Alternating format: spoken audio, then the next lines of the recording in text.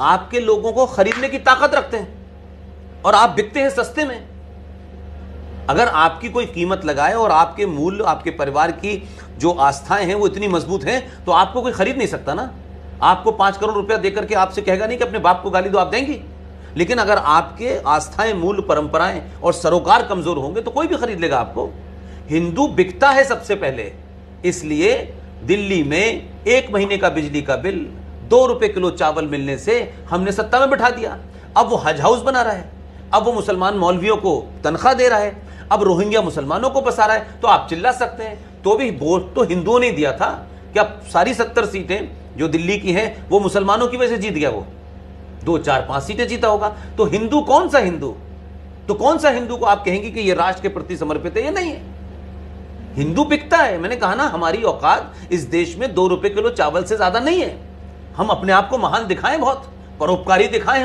हम झूठ मक्कारी पे खड़े हुए लोग हैं। लिहाजा केजरीवाल जैसी मानसिकता सत्ता पर रहने के लिए, इससे पहले भी लोग यही कर रहे थे। इसीलिए इस देश में माइनॉरिटी कमीशन बना, इसीलिए इस देश में वक्फ प्रॉपर्टी एक्ट बना, इसीलिए इस देश में सर्चर कमीशन बना, इसीलिए इस देश में एजुकेशन बोर्ड ऑफ मुस्लिम बना, इसीलिए इस देश के संविधान में धारा 14 का उल्लंघन करके धारा 25 से 30 दी गई। वो दलालों की कमी नहीं है। हिंदुओं में सबसे ज्यादा दलाल मिलते हैं, हिंदू जल्दी बिकते हैं। इसलिए आज की पीढ़ी के सामने सवाल यह है कि हम किसके साथ खड़े हों। इसलिए मैं ये मानता हूं कि एक कई लंबे समय के बाद, 700-800 साल के बाद, पहली बार भारत के नौजवान हिंदुओं ने अपने हिंदू होने पे नफरत नहीं है, कॉम्प्लेक्स नहीं है, उन्हें गर्व हुआ है। अपनी हजारों साल की जो सभ्यता है वो आपको ताकत देती है कि आपके पूर्वज कौन थे। सब आपके पूर्वज बिकाऊ नहीं थे।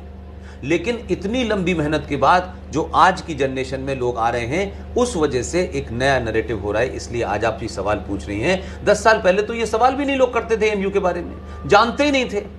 लोकल मीडिया को पीआरओ डिपार्टमेंट से 4 विज्ञापन मिल जाते हैं। वो इरफान हबीब के इंटरव्यू छापते हैं कि होली के रंग का मतलब क्या है और पिचकारी का मतलब क्या है।